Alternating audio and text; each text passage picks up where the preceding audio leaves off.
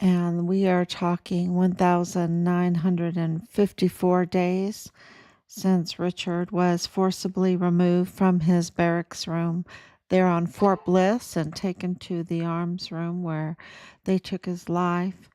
And they covered it up, spared no expense, says General Eisenhower to the Director of Emergency Services, spare no expense and remodel without proper protocols of bidding, remodel that arms room building where Richard was living.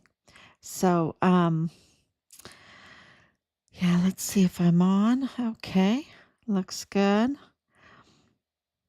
And why did they do that to him? Because our son was a whistleblower. He was a federal whistleblower for President Trump in 2019 and 2020. And you know how crazy those years were because Trump was absolutely trying to secure the border. What does that mean? He had a lot of investigations going on. That's what that means. He was holding people accountable, and I'm talking about financial investigations because they do a lot of money laundering through all these LLCs. So, Richard was a whistleblower corroborating exactly what was needed, and that is a secure border. And that was President Trump's campaign, right? It has been border security the whole time, MAGA border security. And President Trump had two huge allies there on the border, and that was Richard Halliday and also Judge Roger Rodriguez. So, and it just takes a couple, it just takes a couple, a minority really of people standing on their faith and what is right and what is good and what is true, and they can move mountains. And I've always believed that, uh, and everybody that's been watching this has absolutely seen what we are up against. But God is much bigger. God is the heavyweight champion, right? Glory be to God. He, when He's on your side, who can be against you? So says His word. So, it's just been really miracle after miracle after miracle to get this far. And we are in the vicious negotiations of the repatriation of our son's remains, which were stolen off of Fort Bliss after he was brutally murdered for being a whistleblower, trying to stop all of the criminal trafficking. His body was stolen off of Fort Bliss. Can you believe it? And they uh, our reports are that he was dismembered, possibly organ harvested, and disposed of across the border. Um, and we believe at Plenitude Crematorium. So it is uh, exposing the narco politicians all over the place, right? Veronica Escobar, of course, and it's heartbreaking to see all of these politicians and law enforcement and judges and all of that. But they are what they are. They're narco. They are aiding and abetting terroristic organizations. Those that have covered this up, those that have obstructed justice, those that have participated and tampering with Richard's files, with our files. Um, Absolutely. And so, you'll see so many, and you'll say, who's the top guy? Well, I think the top guy, I mean, one of the top guys, um, I, I think if you look at who's the businessman that owns a plane, who's a business plan that owns a businessman that owns a plane that would be involved in the illegal uh, kidnapping, drugging of El Mayo, sticking him on a plane, not following the laws, right? I mean, these people, they think they're above the law, that they don't have to obey um, our extradition regulations and laws, extradition to extradite individuals like El Mayo and El Mayo, and they're messing with justice and they're messing with the law. They're messing, he could get off, right? Because they're messing so much, um, tampering with investigations, which, we have another tamperer with our investigation now, and that will come out in the next few days. Um, uh, there's just so much tampering because people don't want to be held accountable, and it's gone on like this since the beginning of time. People don't want to be held accountable. I mean, wasn't it Adam that said, she made me eat the apple, right? He didn't want to be held accountable for what he did. Um, and everyone will make excuses. Someone else made me do it. Um, it's nothing new. It's nothing new, and that's why this fight is so important because God calls us to do that, right? God calls us to establish justice, establish heaven on earth, right? On earth as it is in heaven, and so this is really a hard battle, and I know, it is Sunday. Well, it's not Sunday anymore. We're burning the midnight oil, but it was the second Advent. Um, Matter of fact, I didn't put up my candle picture, but I lit my candle today and said my prayers. And you can't forget to do that on the beautiful Sundays that are always a gift. Um, and That's the way, that's the power. You think, oh, I can't rest or I can't enjoy a beautiful Sunday. And then if you don't, things get a little bit more turbulent. If you do, all of a sudden, everything kind of falls into place. You get really good direction. So, yeah, it's the second Advent. We're getting very close to Christmas. That's what it means, preparing, making cookies, decorating. Going to be doing a lot of that. Already have been doing a lot of that, and writing a lot of letters, writing a lot. It's just incredible how much information is coming in, and we want to thank everybody for all the tips and information that we have been getting. It's very, very important, and I just want everyone to know that we're responding. We're responding with a lot of filings, and so I don't even go on TikTok right now because it's so busy. Um, because we're moving ahead so quickly. And I want to say thank you to all the people that share. I mean, look at all the sharing. I mean, we have millions of views, literally millions of views, and lots of followers. So this is very good because the people are speaking out. They want justice. Um, they see our son's case as really a, uh, do I want to say a linchpin or, uh, it is really uh, the way forward, and changing so many, so many cases that are being botched because of a botched prosecutor like James Montoya, right? Like James Montoya, and people that think they're above the law. But President Trump, and this is really what I want to talk about. President Trump has signed on December 1st. It's December 8th now. So it's December 1st, the new Medal of Honor ethos act, and it's called the Medal Act. Uh, Absolutely a wonderful thing. Absolutely a wonderful thing. It gives monetary security, good payout. I think it's 67 and a half thousand dollars, $67,000, almost $68,000. A bonus, I guess you'd call it, Medal of Honor, ethos. I guess you would call it, rightfully so, the medal the medal money.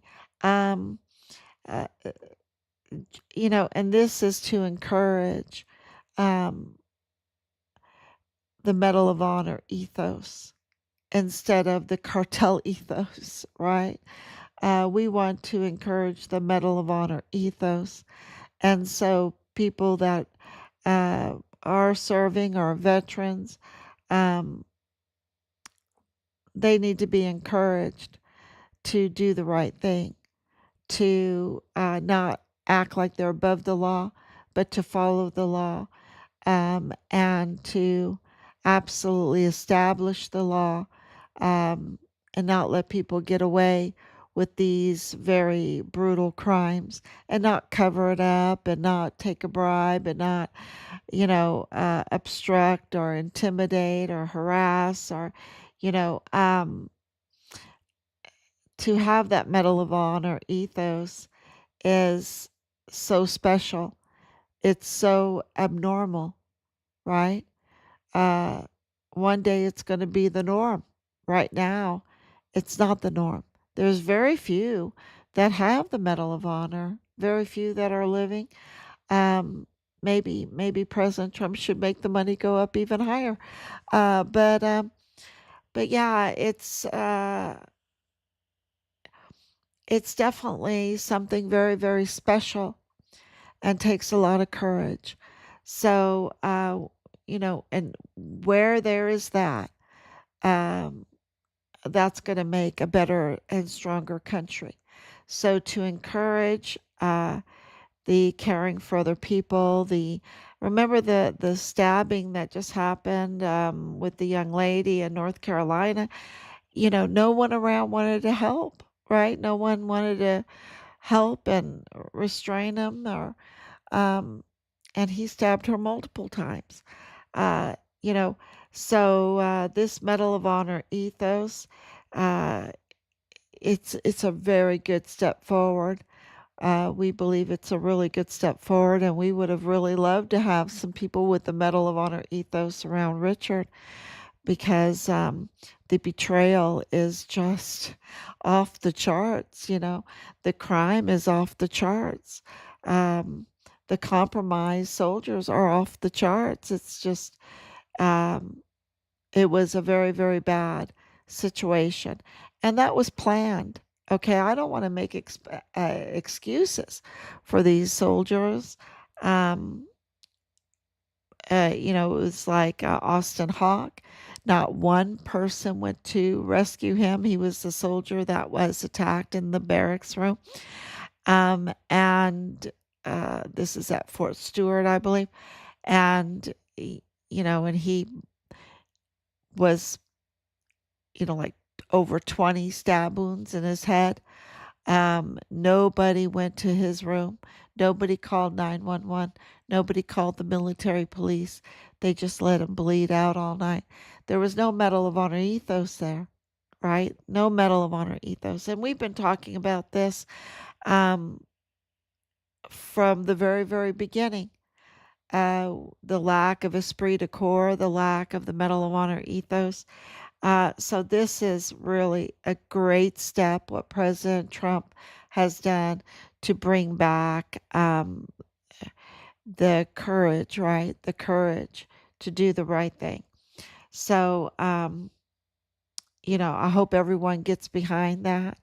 Uh, well, I mean, it's passed. He signed it. So, but just, to get behind it, um, and let's change our culture to make it a more of a Medal of Honor, and esprit de corps, right? Let's put a little heaven on earth instead of hell on earth. Because right now at the border, with all of our evidence, it's just hell on earth. These cartel operations, um, with organ harvesting, with targeting women to take their babies illegally with take their babies with illegal C-sections, and harvest their organs and then dump their shells so that they can be um, cashed in. To this is why the whole U.S. aid, stopping that money, was so important, because they were recycling bodies for humanitarian aid, like, oh, this is an unidentified migrant, and then I'll transfer this body over to my buddy funeral home, and they can do the same thing, and they can transfer to the other buddy funeral home, and they can do the same thing. Unidentified migrant. I mean, how do you identify a migrant, right? Uh, when it's an unidentified migrant, so the fraud was just incredible, and you see that right now in Minneapolis, or yeah, up in Minnesota.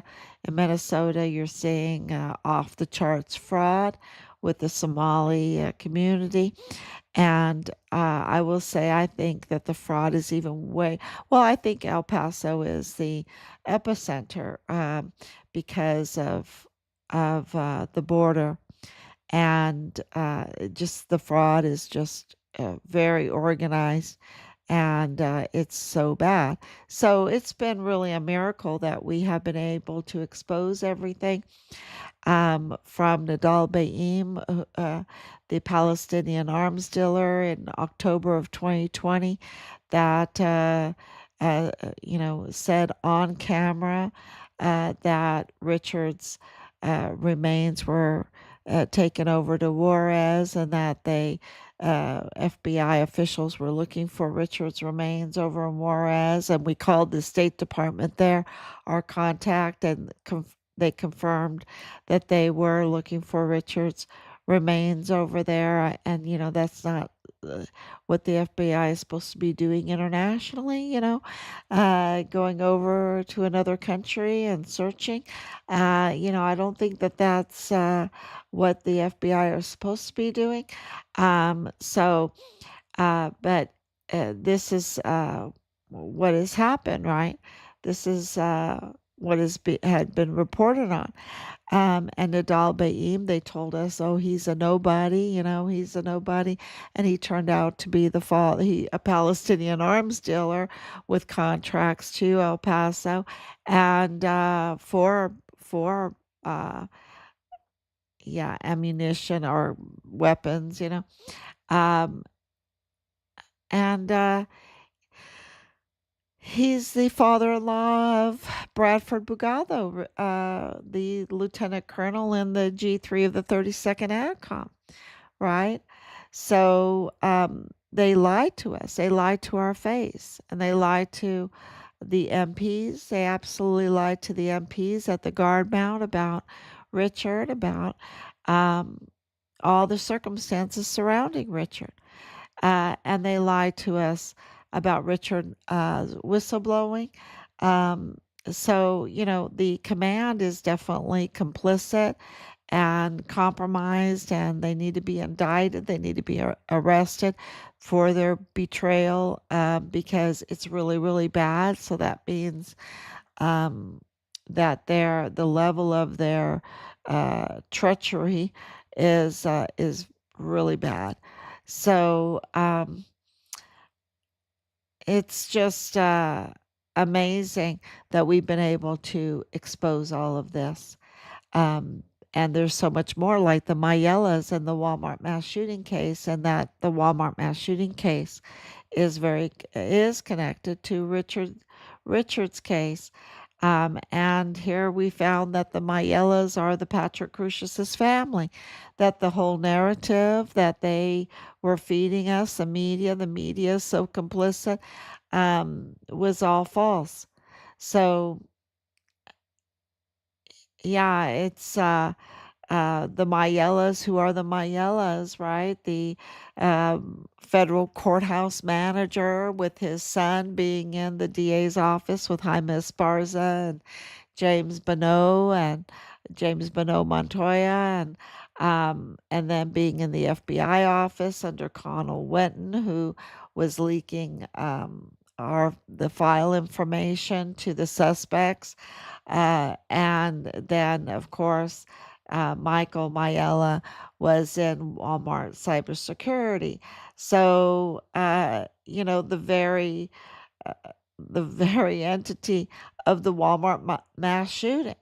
Um, then, of course, we found out who Danae Katzen is. She's now a fugitive. Her husband, 143 ADA, Jonathan Ambrose, also a fugitive. And, they targeted us, and they're very connected to KTSM. And, of course, uh, with Dallas Hart, right? Dallas Hart is platoon leader, and of course with CID former CID agent Tavita Nusa, who had his badge revoked because he's a suspect in this case where he even admitted to hurting somebody.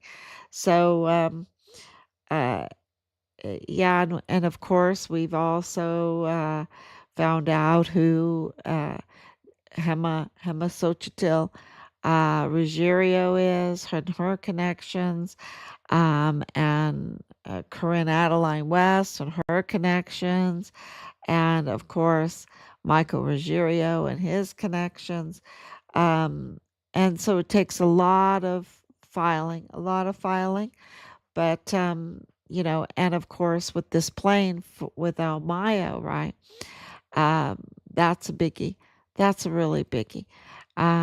So we're doing all of the filing, and um, and we have given hard evidence of all of this, and there is absolutely proof to all of this, and we want it. We want it. We want our son's remains. We want the information. We want to hold them accountable for this cover up, for taking our son's life, for um, so many reasons.